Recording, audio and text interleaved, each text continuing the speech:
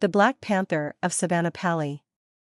It is a story written by Kenneth believed to be happened in between 1934 and 1935 at a village named Sivanipalli, near Dankanakotta, in Krishnagiri district, Tamil Nadu. Kenneth was attracted to Sivanipalli on his very first visit. Sivanipalli was Anderson's favorite place for a weekend excursion.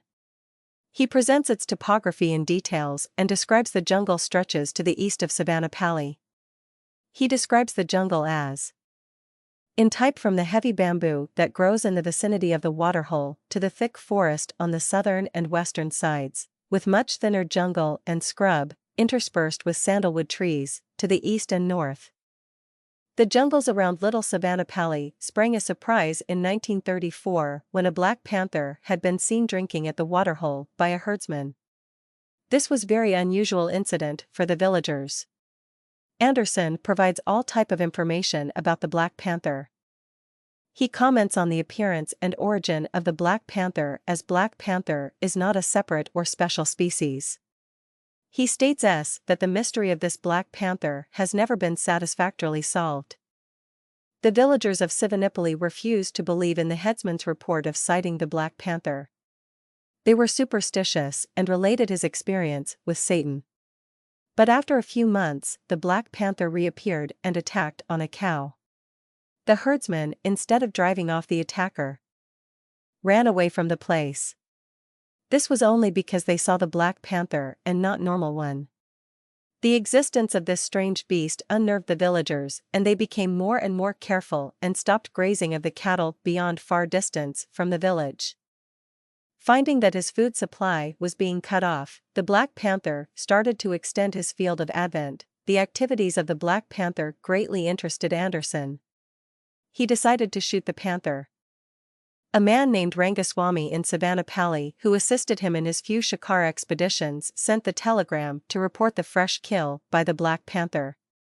Anderson rushed immediately to Sivanipalli to pursue his operation in the darkness of night.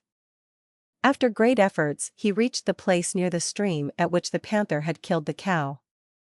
It was too dark and he was dependent only on sense of hearing movement of the black panther. Then suddenly he heard the sound, the panther was on his kill. But then suddenly sound stopped and he became restless as many thoughts came to his mind. Here, he explores his own mind perfectly and analyzes his confused state of mind to take proper decision, at the critical moment. When he switched on the torch, he saw two reddish-white eyes staring at him. He took careful aim and then fired. The panther vanished and again he was confused that if he had missed his target. He went back to Sivanipalli and started his search of the black panther with Rangaswamy, the herdsman, and the bitch named Kush. They found the blood trail of the black panther, with the help of Kush, who by her instinct discovered it. The trail led them far away through the big gorge, the narrow bed of stream, to a large hill, half a mile behind a hamlet named Kundukatai. There were many caves on the top of the hill. Kush took them to the cave and they saw many beehives hanging from the roof of the cave. Anderson gives account of the life cycle of the little creatures known as rock bees. He mentions that these rock bees, when disturbed, can be most formidable opponents. Anderson narrates the thrilling encounter between him and the black panther in the cave. After detecting his presence, he fired 2 bullets at the black panther, but at the same time disturbed the bees, who subsequently attacked on him. He describes the attack of bees as, "The bees fell upon me as an avalanche." He describes painful experience at the cave of the black panther, who was lying dead inside. He removed the skin at the Dankanakotta forest bungalow. Thus he narrates one of the most memorable hunts of his life.